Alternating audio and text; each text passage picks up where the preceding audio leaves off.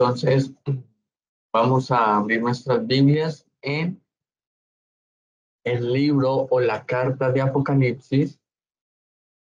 Vamos a estar en el capítulo 1 y, si el Señor lo permite, hoy estaremos estudiando los versículos 12 y 13 del capítulo 1 de la carta Apocalipsis.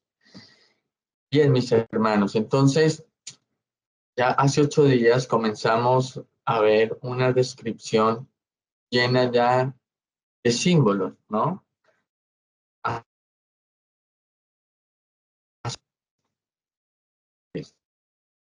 Y nosotros vimos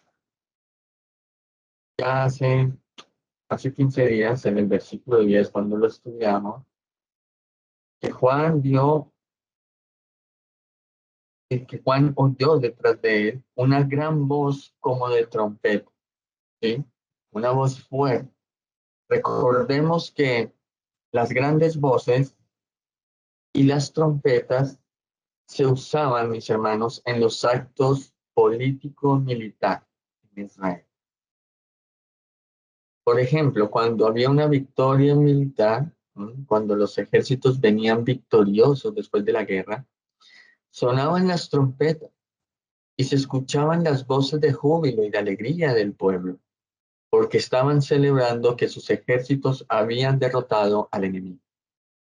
Pero también las voces fuertes y las trompetas sonaban cuando había la coronación de un rey. Entonces, cuando se ungía un rey nuevo, habían voces de júbilo por parte del pueblo y las trompetas comenzaban a sonar fuertemente anunciando la coronación de un nuevo rey. Había un nuevo rey en la nación. Entonces, cuando Juan se voltea para ver esa voz que le hablaba fuerte, que era una voz como de trompeta,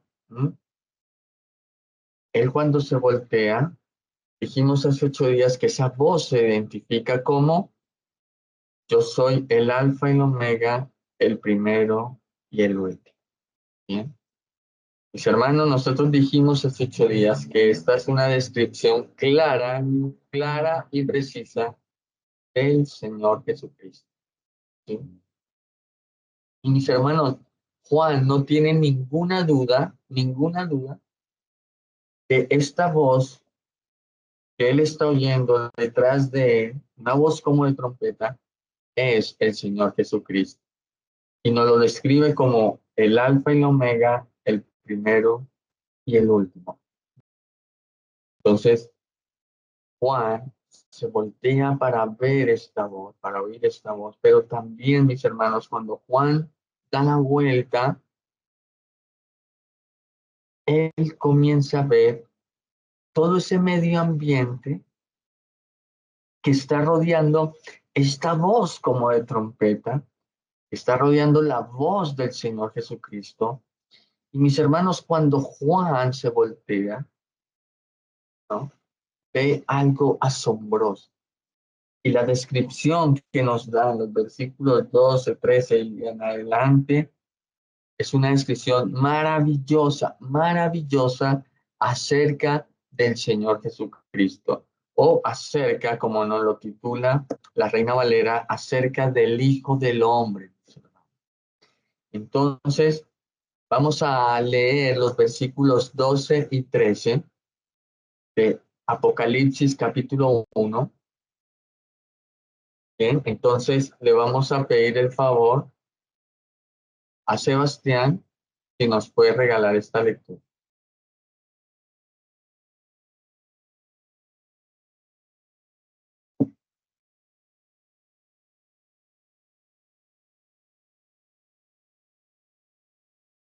Buenas noches.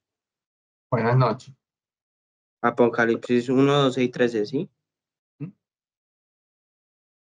Y me volví para ver la voz que hablaba conmigo, y vuelto vi 7 candeleros de oro, y en medio de los 7 candeleros a uno semejante al Hijo del Hombre, vestido de una ropa que llegaba hasta los pies y ceñido por el pecho con un cinto de oro. Amén. Bien. Perdón. El ambiente que ve Juan al voltearse para ver esta voz que le hablaba fuerte como de trompeta. Perdóname. Este ambiente está lleno de símbolos, está lleno de figuras, está lleno de imagen, está lleno de metáfora. ¿M? Y todo esto está describiendo con claridad la presencia y el carácter del Señor, mis hermanos, en medio de su iglesia. Bien, eso es lo que está describiendo Juan en estos dos versículos, versículos 12 y 13. Lo primero que Juan ve cuando se voltea para ver esta voz, ¿no?, que le hablaba fuerte como de trompeta, lo primero que ve Juan es que habían que 7 candeleros de oro. ¿Se dan cuenta? Versículo 12. Y me volví para ver la voz que hablaba conmigo y vuelto vi 7 candeleros de oro. Ok. Nosotros ya hemos dicho, ¿recuerdan cuando estudiamos el capítulo 4? Dijimos que el número 7 es un número muy frecuente en la carta de Apocalipsis. 52 veces, mis hermanos, aparece el término 7 en esta preciosa carta. Ahora, ¿por qué Juan usa el número 7? ¿Mm? ¿O qué valor tiene el número 7 para plasmarlo allí? Bien, el número 7 en la literatura intertestamentaria, o sea, intertestamentaria es el periodo comprendido, el periodo de tiempo, ¿no? Comprendido entre el Antiguo y el Nuevo Testamento, ese tiempo, ¿bien? Y entonces el número 7 en esa literatura que se produjo, ¿sí?, significaba perfección, plenitud, lo completo o lo total. Entonces el número 7 es una referencia para decir todo, o para decir lo completo, o para decir lo pleno. ¿Ok? Ahora, ¿por qué no hacerlo más fácil, cierto? Más sencillo y decir la plenitud o la totalidad o lo completo. Pero ¿por qué complicarnos y decir 7? ¿Ah? ¿Por qué poner el número 7 allí? Si se puede poner la plenitud o lo completo o todo o la totalidad. Poner 7, ¿por qué? Bien, mis hermanos, recordemos que esta preciosa carta está escrita en un género literario llamado profecía apocalíptica. Y esta clase de literatura dice las cosas por medio de símbolos. ¿Mm? Esa es la forma de escribir Juan esta carta. Y recuerden que había un objetivo ulterior en esto, y era que el imperio no entendiera nada, ¿sí? Que cuando leyera todo esto y viera estos símbolos, todos estos símil, todos estos luces, colores, todo esto, dijera, pero esto tan raro, esto no tiene sentido. ¿Mm? Pero mis hermanos, cuando llegara esta carta a las iglesias, los verdaderos creyentes, los verdaderos hijos de Dios, pudieran entender el mensaje que estaba aquí cifrado en medio de estos símiles, en medio de estos símbolos, en medio de estas figuras, mis hermanos. El pueblo de Dios sí lo entendería por completo.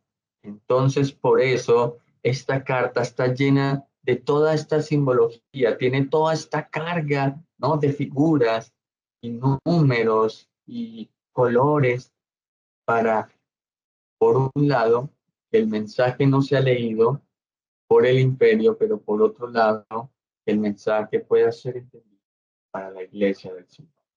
¿Ok? Bien. Entonces, mis hermanos, Juan está usando una figura muy representativa del Antiguo Testamento. ¿Saben cuál es? Versículo 12. El candelero de oro. ¿Bien? Era una figura muy común entre los judíos. Cualquier judío estaba familiarizado con el candelero de oro. ¿Bien? Mis hermanos, ellos lo conocían muy bien.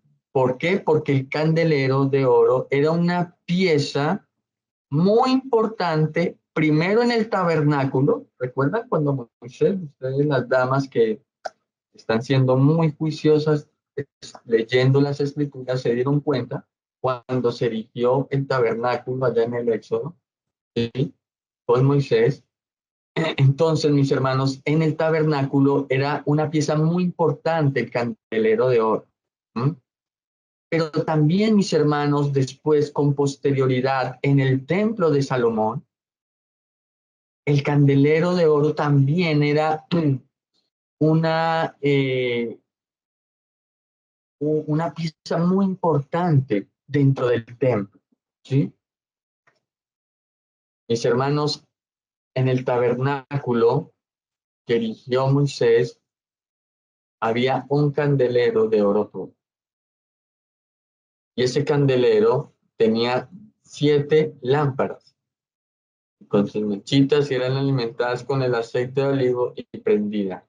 ¿Ok? Vamos a ver esto un momentito. Vámonos al Éxodo, capítulo 25. No perdamos Apocalipsis, ¿no? Pero vámonos al Éxodo para ver esto, mis hermanos. Éxodo 25. Y miremos los versículos 31 al 37.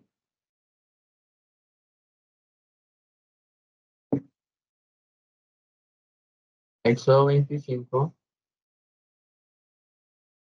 31 al 37, y pidámosle el favor a Lucila si nos puede regalar esta lectura.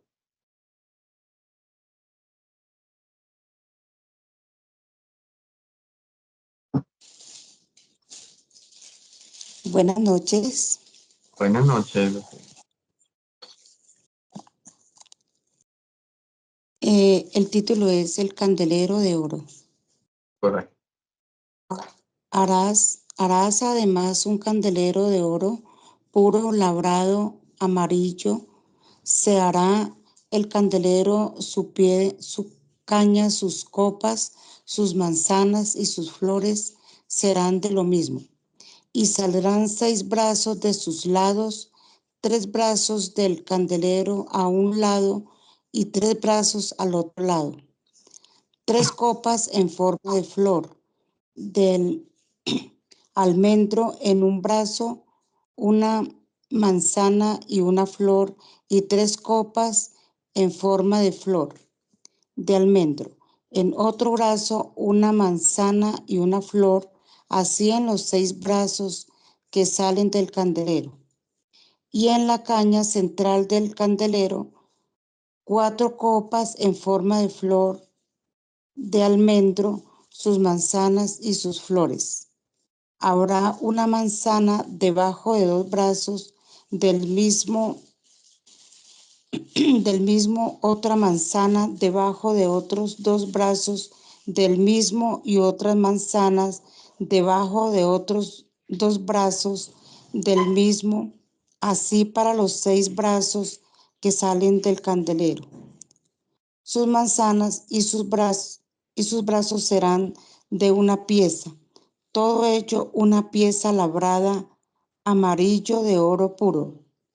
Y le harás 7 lamparillas, las cuales encenderás para que alumbren hacia adelante. Amén.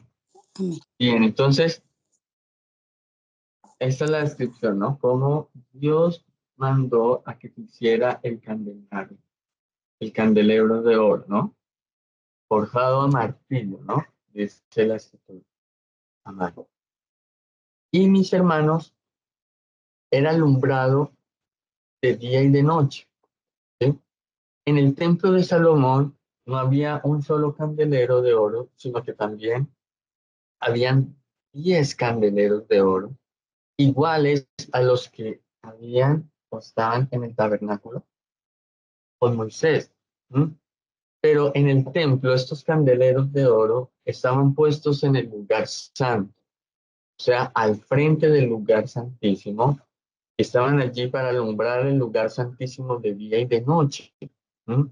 Estos candeleros de oro eran alimentados con el aceite de olivo que los levitas le ponían para que ellos permanecieran encendidos todo el tiempo, ¿sí? Veamos unas citas en el Antiguo Testamento. Entonces, le voy a pedir el favor de una lectura que Magali nos puede hacer el favor de buscarnos Segunda de Crónicas, capítulo 4, versículo 7. Segunda de Crónicas, capítulo 4,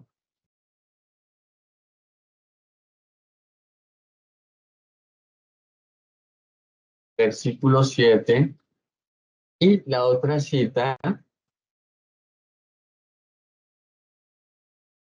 y mi mamá está por ahí, y nos regala Primera de Reyes, capítulo 7, versículo 49. Primera de Reyes, capítulo 7, versículo 49.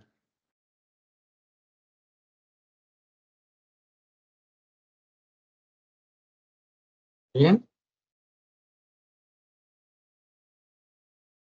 entonces, Magali, si nos puede regalar la primera lectura.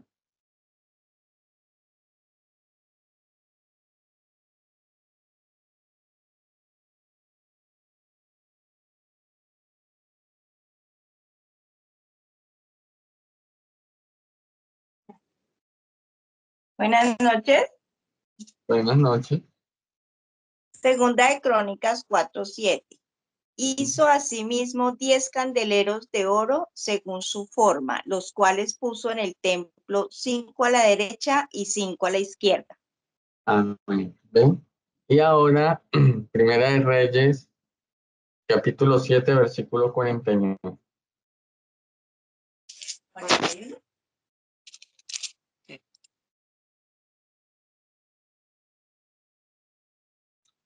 Buenas noches. Buenas noches. 2 columnas y los No, Primera de capiteles. Reyes, No, Primera de Reyes, sí. capítulo 7, versículo 49. 41, 49, mamá. 39. Es que se entrecorta ya. Y puso 49, 5 candeleros de oro purísimo a la mano derecha y otros 5 a la izquierda, frente al lugar santísimo, con las flores, las lámparas y tenazas de oro. Amén. Bien, entonces, mis hermanos, ¿para qué estas lecturas? Pues para ver que en el tabernáculo había solo un candelero de oro, pero en el templo existían 10 candeleros de oro, ¿bien? Que estaban en el lugar santo, alumbrando de día y de noche el lugar santísimo. Por eso estaban frente del lugar santísimo. Recordemos un momentico cómo era la distribución del templo, ¿no? Entonces, el templo se veía de la siguiente manera. Primero venía el patio de los gentiles. Había una pared que dividía una puerta y seguía el patio de las mujeres. Después, igual una pared y una puerta, y estaba el patio de Israel. En ese patio era donde venían los hombres judíos a su adoración. Después del patio de Israel venía el patio de los... Después del patio de los sacerdotes venía el lugar santo. Y después del lugar santo encontrábamos el lugar santísimo, donde estaba la presencia de Dios. Bien, recordemos que el lugar santo y el lugar santísimo está dividido por un velo, ¿sí? Ahora, no nos vayamos a imaginar que ese velo era como el que nosotros usamos el día de hoy como cortina, ¿sí? No, este era un velo muy grueso, ¿sí? Este velo era tan grueso que nos dice el historiador judío Flavio Josefo, que ni dos caballos alados juntos, tirando en unos a la derecha, otros a la izquierda, con toda esa fuerza, no podían rasgar este velo. Este velo tenía unos 18 metros de altura y tenía 10 centímetros de espesor. Era casi como una pared, ¿no?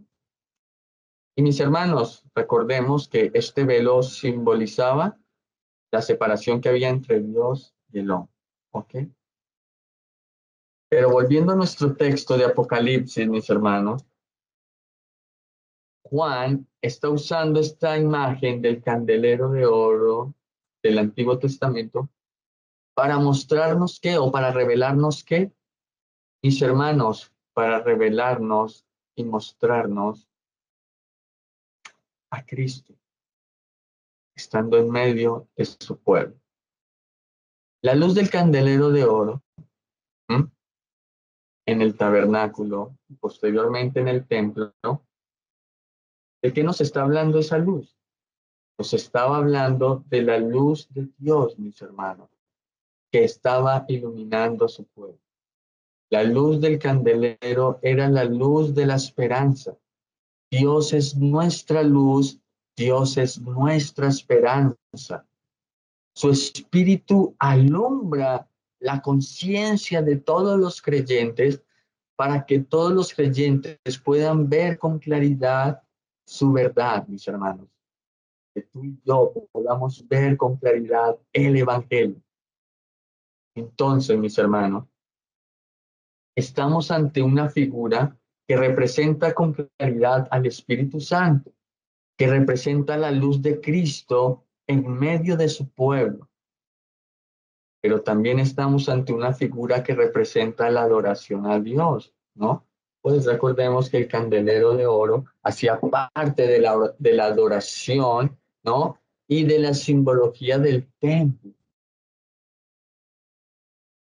También estamos frente a una figura que representa que Dios es la luz, ojo, Dios es la luz que está en medio de su pueblo. Y mis hermanos, ese pueblo debe ser luz al mundo. Esa es la figura, mis hermanos. Porque la luz del candelero representaba eso, la luz del Señor, el Espíritu Santo iluminando a su pueblo. Pero mis hermanos, ¿qué hacemos nosotros con esa luz? ¿Recuerda la instrucción del Evangelio que dijo el Señor? Que una lámpara no puede ser puesta ¿en dónde? Debajo de un nochero o debajo de un almud, sino que tenía que ser puesta en lo alto. ¿Para qué? Para que ilumine su alma. Esa era la promesa de Deuteronomio 28 al pueblo de Israel, ¿no? Que no estarán abajo sino arriba. Era arriba a las lámparas para iluminar todo. Entonces, mis hermanos, si nosotros recibimos la luz del Señor, si el Espíritu Santo está iluminándonos, si Él está en medio nuestro, nosotros no podemos esconder la luz del Señor, sino que ¿cuál es nuestra misión? Irradiar la luz del Señor al mundo entero. Y veamos esto un momentico en Mateo. Vámonos al Evangelio de Mateo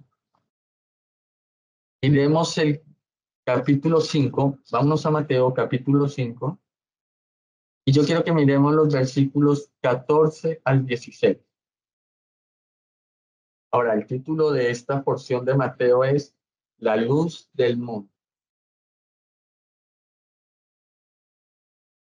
Felipe, si nos puede regalar esta lectura.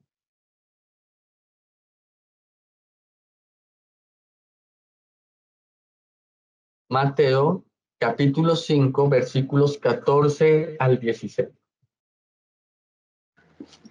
Hola, buenas noches. Buenas noches. Vosotros sois la luz del mundo. Una ciudad asentada sobre un monte no se puede esconder, ni se enciende una luz y se pone debajo de un almud, sino sobre el candelero y alumbra a todos los que están en casa. Así alumbre vuestra luz delante de los hombres, para que vean vuestras buenas obras y glorifiquen a vuestro Padre que está en los cielos. Amén. Amén. ¿Mm? Entonces, mis hermanos, si el Señor está en medio nuestro, mediante su Espíritu Santo, ¿ah? Dándonos luz, iluminándonos, mis hermanos, la pregunta que nace es, bueno, ¿y nosotros como iglesia qué vamos a hacer con esa luz que recibimos? Tú y yo, como pueblo de Dios, ¿qué vamos a hacer con esa luz que nos está iluminando, mis hermanos? ¿Cuál es la respuesta? Hermanos, pues ser luz en medio de las tinieblas, ponernos en lo alto, mis hermanos, para iluminar este mundo caído. ¿Mm? Esa es la respuesta. Si el Señor es nuestra luz, si plena, absoluta y perfecta, nosotros, como sus hijos, como su pueblo, estamos llamados ¿a qué? A representar esa luz en este mundo, ser luz en este mundo. Ahora, volviendo a Apocalipsis, mis hermanos, Juan nos dice que vio ¿qué? 7 candeleros de oro, 7, plenitud, totalidad, ¿no? Vio 7 candeleros de oro. Fíjense que Juan no vio un candelero de oro, ¿no? Como el que estaba en el tabernáculo con Moisés, pero tampoco vio 10 candeleros de oro como estaban en el templo de Salomón, sino que Juan nos dice que vio ¿cuántos? ¿Cuántos? 7 candeleros de oro, 7. Entonces la pregunta es, ¿a quién está representando estos 7 candeleros de oro que vio Juan? ¿Sí? Ya vimos que la luz que sale del candelero es la luz del Señor, es el Espíritu Santo iluminando, ¿ok? Pero mis hermanos, 7 candeleros, ¿quiénes son esos 7 candeleros? ¿A quién está representando esa figura? ¿Sí? Ese símbolo. ¿De qué nos está hablando Juan? Mis hermanos, la respuesta es que esos 7 candeleros de oro que están siendo iluminados con la luz de Cristo, el Espíritu Santo iluminando, ¿no? Esos 7 candeleros de oro que vio Juan es la iglesia del Señor. Es la iglesia en su totalidad, en su plenitud. ¿Mm? Recuerde que, eh, ¿cómo digo? En el contexto inmediato de la carta, está dirigida a 7 iglesias, ¿no? De Asia Menor. Pero, mis hermanos, nosotros entendemos que es a la plenitud de toda la iglesia del Señor. ¿Sí? Toda la iglesia, pasado, presente y la iglesia. Toda la iglesia del Señor de todas las partes del mundo. Ahora, esta metáfora no es difícil de descifrar porque alguien podrá decir, bueno, pastor, ¿y usted dónde sacó esto que esos 7 candeleros de oro representan la iglesia del Señor? ¿Dónde está eso, no? Puede sonar un poco descabellado esto, ¿no, mis hermanos? Esta es la simbología. De eso se trata, ese es el significado de esta figura, de esta metáfora, mis hermanos. ¿Y cómo nosotros lo sabemos, mis hermanos? Pues por las mismas escrituras, ¿no? La escritura se interpreta a sí misma, ¿no? La analogía de la fe, una regla de la hermenéutica de la interpretación. Y yo los invito a que vayamos al versículo 20 del capítulo 1 de Apocalipsis, capítulo 1, versículo 20, donde Juan nos descifra esta metáfora de los 7 candeleros de oro. ¿A quién están representando? Nosotros decimos que es la iglesia del Señor, ¿sí? Vámonos a Apocalipsis, perdón, capítulo 1, pero miremos el versículo 7, mis hermanos. Versículo 7, y si está Ana Rubí por ahí y nos puede regalar esta lectura.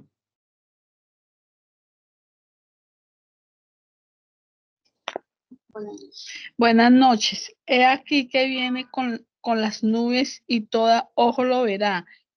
Y los No, que le el versículo 20, Ana Rubí, del capítulo 1. pastor. el misterio de las 7 estrellas que ha visto en mi diestra y de los 7 candeleros de oro. Las 7 estrellas son los ángeles de las 7 iglesias y los 7 candeleros que ha visto son las 7 iglesias. Amén. ¿Listo? ¿Quedó claro? Los candeleros de oro son la iglesia, las 7 iglesias, o sea, la plenitud de la iglesia, la totalidad de la iglesia del Señor. Bien. Mis hermanos, recordemos que estas 7 iglesias de Asia estaban representando en su totalidad o en su plenitud a la iglesia del Señor.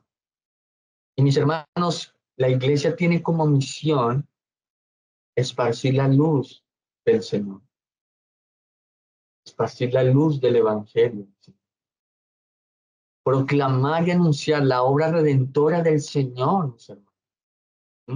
Yo quiero que vayamos a Isaías capítulo 49. ¿Sí? No perdamos Apocalipsis, pero vamos a Isaías capítulo 49, mis hermanos. Quiero que miremos este texto un momento. Isaías 49, miremos el versículo 6. Isaías capítulo 49, versículo 6. Le voy a pedir el favor a mi esposita si me puede regalar esta lectura.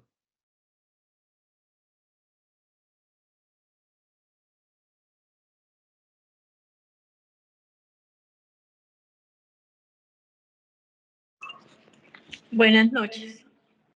Dice, poco es para mí que tú seas mi siervo para levantar las tribus de Jacob y para que restaures el remanente de Israel. También te di por luz de las naciones para que seas mi salvación hasta lo postrero de la tierra.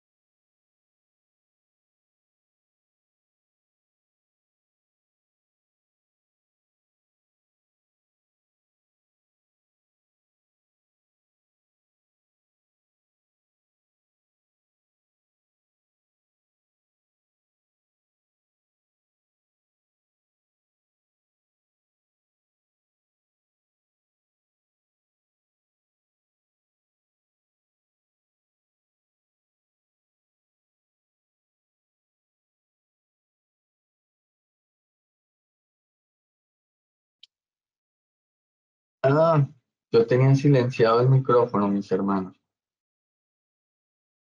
Entonces, lo que estábamos diciendo es que en Isaías 49:6 se nos hablaba de que el Señor nos había puesto como iglesia para esparcir la luz, la salvación, para anunciar la salvación del Señor. ¿Sí? Para eso nos puso el Señor como iglesia en este mundo, para hacer luz en medio de las tinieblas, para que la salvación del Señor brillara en esta densa oscuridad de este mundo caído. Y mis hermanos, la invitación es, vamos a Lucas capítulo 2, versículo 32, Nuevo Testamento, para ver que el cumplimiento de Isaías 49:6 es el Señor. Y nosotros por extensión cumplimos también esta profecía. Lucas capítulo 2, versículo 32. Y había dicho que si la señora Virginia nos puede regalar esta lectura.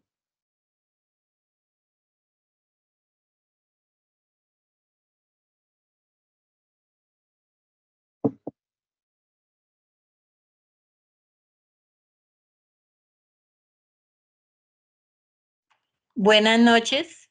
Buenas noches. Lucas 2, versículo 32, ¿sí, pastor? Sí, perfecto.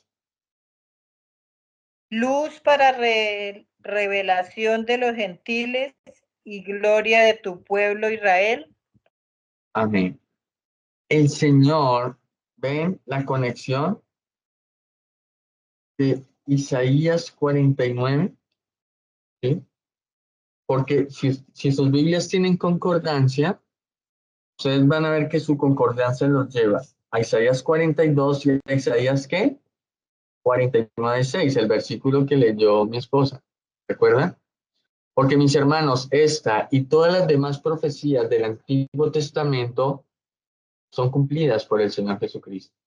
Él es la luz de la salvación para este mundo caído. Él es, mis hermanos, luz para revelación a los gentiles y gloria de tu pueblo Israel. Él es la salvación, mis hermanos, para los judíos, pero también es la salvación para los gentiles, para nosotros.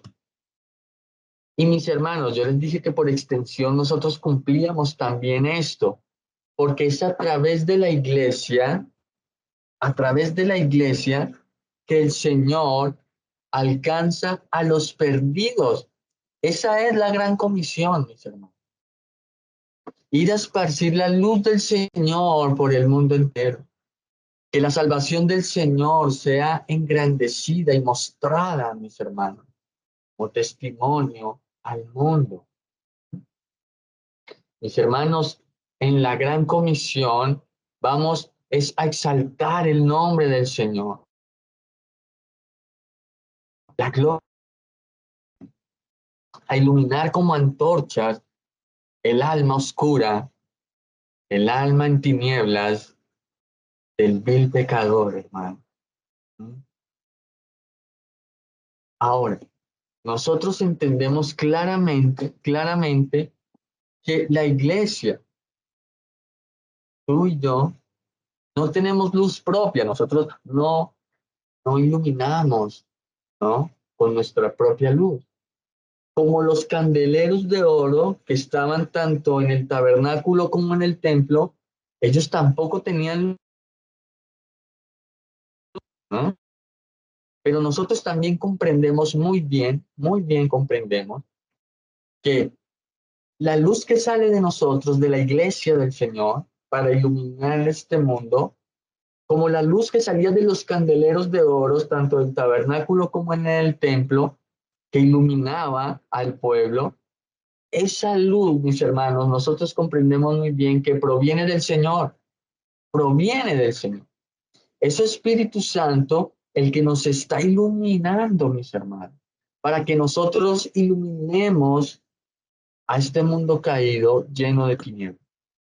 No puede ser posible que tú estés siendo iluminado por el Espíritu Santo y que tú escondas esa luz y te encierres y te metas debajo del almohad o debajo de una cama, un nochero, o quedes encerrado para siempre y no prediques y no anuncies esta salvación maravillosa que obró Cristo.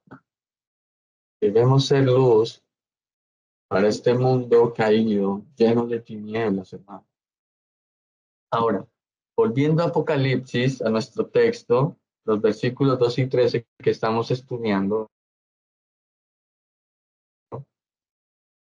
Juan se ha volteado para ver esta voz que le hablaba como de trompeta, y cuando vio y se volteó, ¿qué vio? 7 candeleros de oro. La plenitud de la iglesia, ¿no? Está viendo Juan. que está siendo iluminada por la luz de Cristo, por la luz del Espíritu Santo, para iluminar al mundo entero con el mensaje del Evangelio. Pero Juan, ¿qué está viendo en medio de estos 7 candeleros de oro? Versículo 13. Y en medio de estos 7 candeleros, vio Juan a quién? A uno semejante al Hijo del Hombre. Paren ahí. Juan, mis hermanos, vio a uno como Hijo de Hombre. Y mis hermanos, si sus Biblias tienen concordancia, esa concordancia, ¿a dónde los lleva? Los lleva, si la tienen ahí, los lleva a Daniel capítulo 7. Porque Juan tiene en mente esta visión que vio Daniel acerca de el Hijo del Hombre, acerca de Jesús. Vámonos a Daniel, mis hermanos. Antiguo Testamento, profeta menor.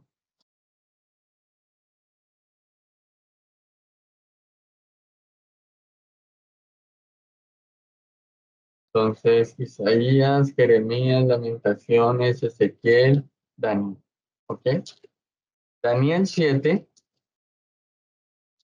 Miremos los versículos 13 y 14. Daniel capítulo 7, versículos 13 y 14. Y vamos a ver de aquí de Daniel la descripción que está haciendo del Mesías, del Cristo que iba a venir, pero que ya vino, que es Jesús, pero aquí hasta ahora iba a venir, ¿no? Daniel capítulo 7, versículos 13 al 14. Y le vamos a pedir el favor,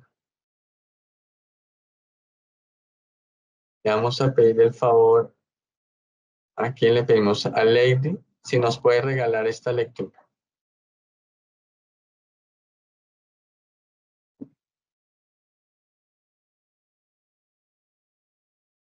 Buenas noches. Buenas noches. Pastores, Daniel 7, versículo 13 y 14, ¿cierto? Sí, perfecto. Miraba yo en la visión de la noche, y he aquí, con las nubes del cielo venía como un hijo de hombre, que vino hasta el anciano de días, y le hicieron acercarse delante de él. Y le fue dado dominio, gloria y reino, para que todos los pueblos, naciones y lenguas le sirvieran. Su dominio es dominio eterno, que nunca pasará, y su reino uno que nunca será destruido. Amén. Entonces, este título mesiánico, Hijo de Hombre, describe que al Mesías o al ungido, como lo describe como el soberano del universo. ¿Se dieron cuenta en la lectura que nos hizo Ley?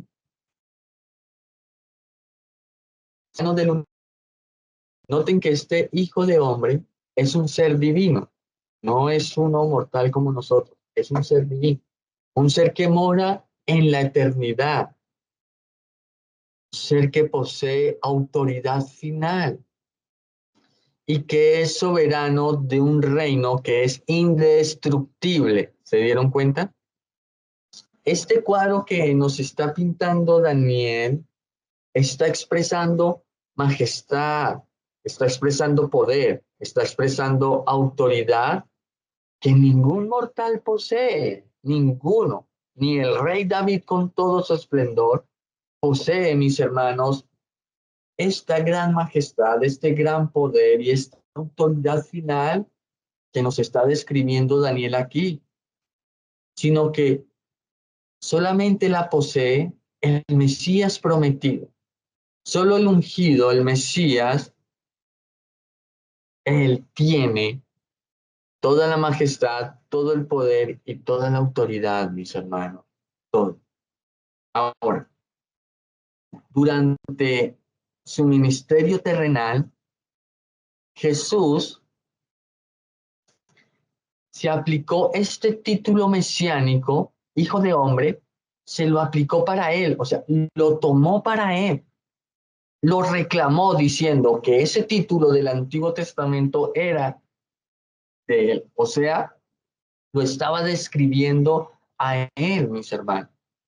Estaba diciendo Jesús cuando se aplicaba este título mesiánico del Hijo del Hombre, estaba diciendo, yo soy el Mesías, el ungido, prometido en el Antiguo Testamento. Llegó, se cumplió la palabra del Señor. Miremos algunos textos bíblicos en el Nuevo Testamento donde el Señor se aplica este título mesiánico de Hijo de Hombre. Bien, entonces nos va a tocar otra vez como repetirnos. Voy a pedirle el favor a Juan Felipe que tenga en mente esta cita, Mateo capítulo 8, versículo 20. Mateo capítulo 8, versículo 20. Sebastián, si nos puede regalar la lectura de Marcos capítulo 8, versículo 38. Marcos capítulo 8, versículo 38.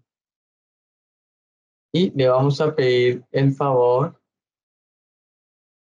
pedirle el favor nuevamente a Lucila, si nos puede regalar la lectura de Juan capítulo 12, versículo 23. Juan capítulo 12, versículo 23. Entonces, Juan Felipe, puedes comenzar con la primera cita. Bueno, Mateo capítulo 8, versículo 20. Jesús le dijo, las zorras tienen guaridas y las aves del cielo nidos, mas el Hijo del Hombre no tiene dónde recostar su cabeza. Bien, amén. Entonces, ¿cómo se llama él aquí en este versículo? En el versículo 20, como Hijo del Hombre. El título mesiánico que revelaba a Jesús o el Mesías o al ungido. Bien, la otra cita, Marcos capítulo 8, versículo 38. Porque el que se avergonzare de mí y de mis palabras en esta generación adúltera y pecadora, el Hijo del Hombre se avergonzará también de él, cuando venga en la gloria de su Padre con los santos ángeles. Entonces, ¿cómo está el Señor aquí nombrándose? Como el Hijo de qué? Del Hombre. ¿Se dan cuenta? Él está tomando ese título para él. Y la otra cita, Lucila, Juan 12, 23. Jesús les respondió diciendo, ha llegado la hora para que el Hijo del Hombre sea glorificado. Sea glorificado. Mis hermanos, el Señor Jesucristo es Dios. Él es el Eterno. Posee toda la autoridad final. Su reino es indestructible. Daniel estaba viendo al Señor Jesucristo en su revelación. Y Daniel estaba viendo la majestad de Jesús, su poder y su infinita autoridad. La estaba viendo Daniel, mis hermanos. Ahora, la imagen que está viendo Juan, volviendo a Apocalipsis, capítulo 1, versículos 12 al 13, esta imagen es supremamente maravillosa, ¿se dan cuenta? Pues nos dice que el Hijo del Hombre, o sea, el Señor Jesucristo, estaba, ojo, estaba como, no al lado, no estaba al frente, no estaba detrás, sino que Juan estaba ¿qué? En medio, comenzando el versículo 13, y en medio de los 7 candeleros.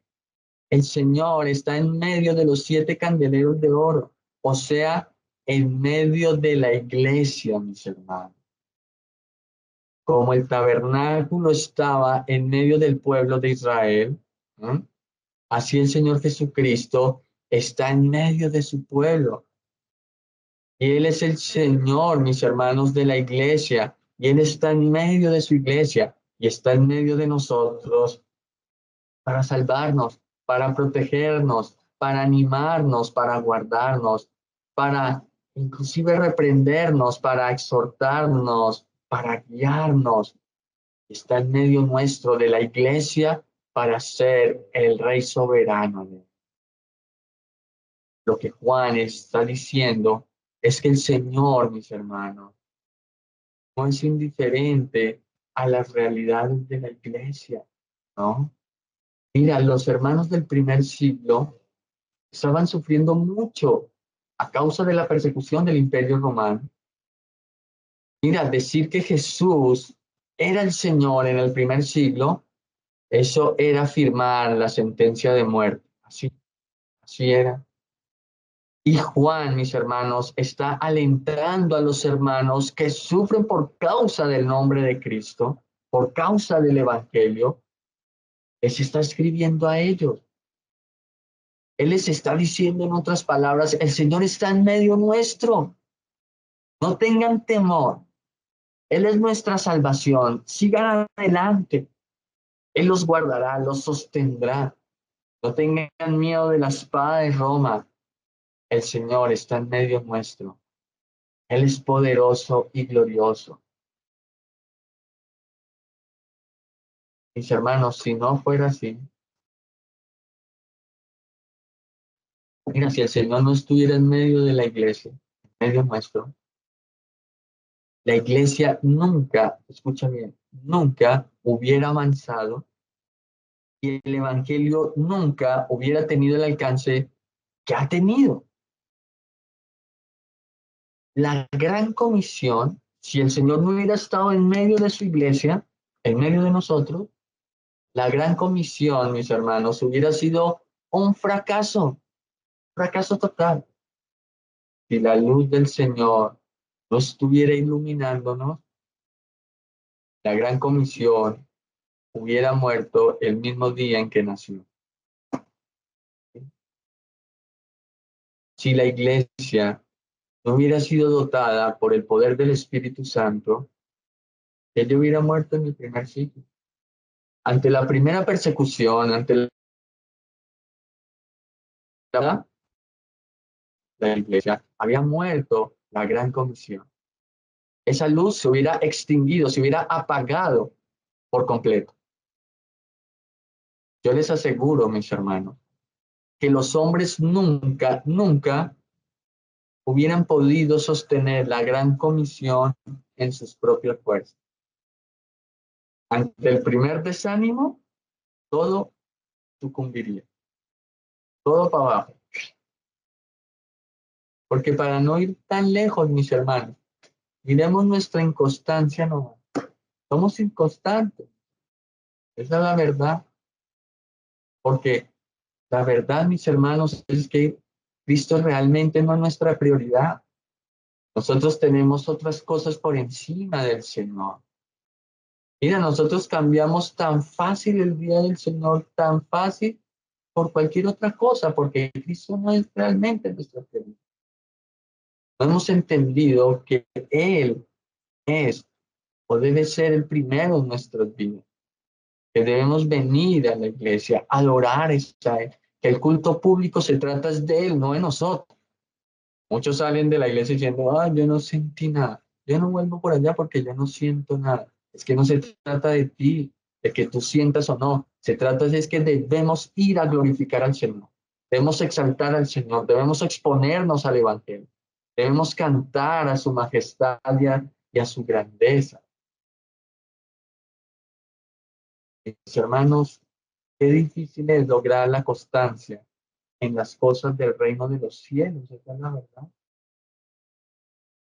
Hay veces comenzamos muchas cosas con mucho ánimo, ¿cierto? Con gran interés, pero con el tiempo, mis hermanos, eso se va desvaneciendo hasta que llega a su extinción total.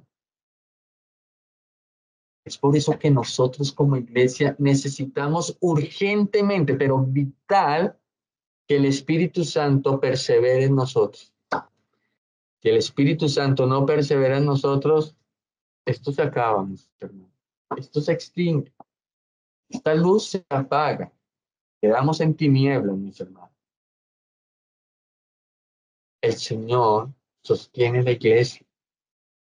Él es el que nos ilumina. Él ilumina a su pueblo. Porque, mis hermanos, si el Señor es nuestro, está en medio de la iglesia, si su luz está iluminándonos, la iglesia puede avanzar y puede cumplir su propósito.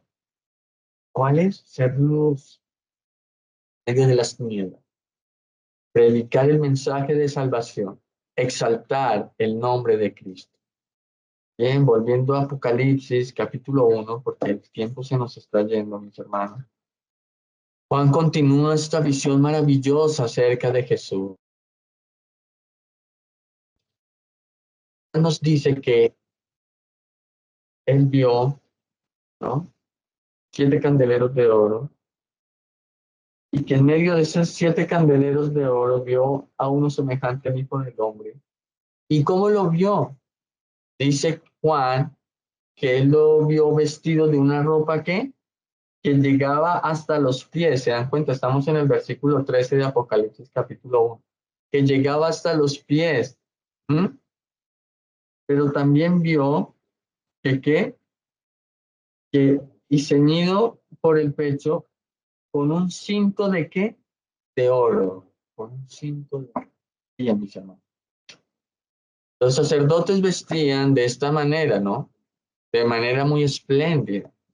Pero también los reyes vestían de esta manera, con mucha pulcritud, con mucha elegancia. ¿Bien? La diferencia aquí está en el cinto. El cinto del sacerdote era de oro, de tela púrpura y de lino fino. Pero el cinto del sacerdote se fijaba en la cintura. ¿Sí?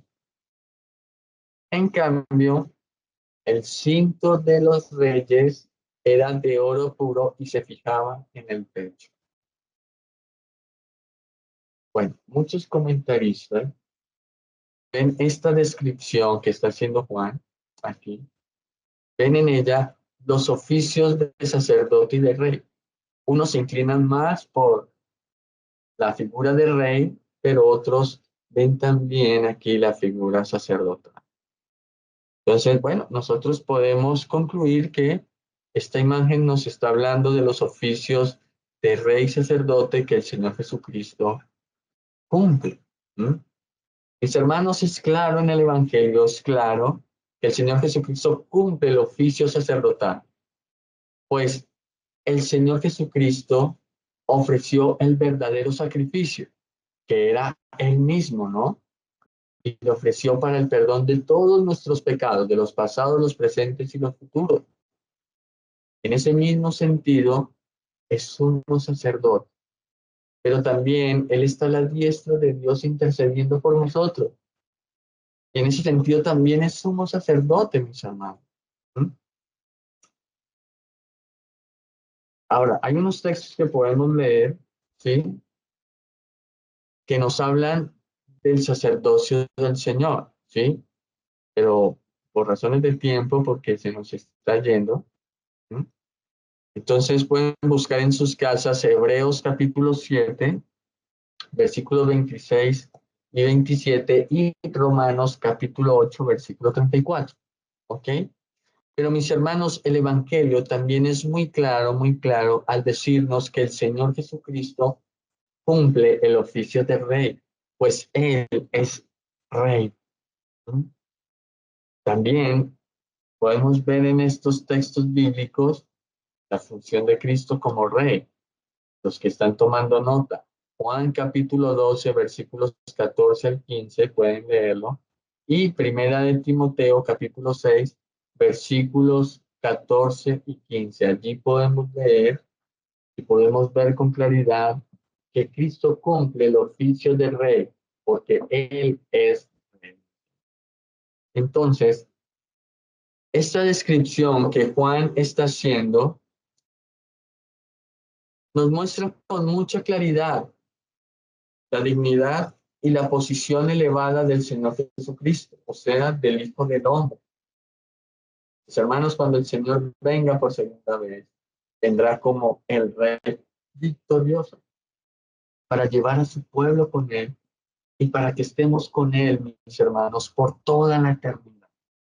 Entonces, Juan se volteó para ver esta voz que hablaba con él y vio a la iglesia del Señor, los 7 candeleros de oro, que estaban siendo alumbradas por el Espíritu Santo, y vio al Señor Jesucristo, al Hijo del Hombre, en medio de ellas, mis hermanos, habitando con ellos. Y mis hermanos, mientras Él habita con nosotros, Él es nuestro Rey, nuestro Señor, nuestro soberano, pero también es nuestro intercesor, mis hermanos. Y Él se ofreció una vez y para siempre como sacrificio por nuestros pecados. Y Él mismo, como sumo sacerdote, presentó su sacrificio ante el Padre Celestial. Y en la resurrección, el sacrificio fue aceptado. Mis hermanos, qué imagen tan maravillosa ha visto Juan y la que sigue viendo, ¿no? De ahí en adelante hasta el versículo 20. Cristo en medio de su iglesia, mis hermanos, para animar, para fortalecer, para levantar, para corregir, para enseñar, para exhortar, para traer esperanza, mis hermanos. Por eso aferrémonos a Cristo. Que nuestra mirada esté solamente en el Señor. Amén. El Señor me les bendiga.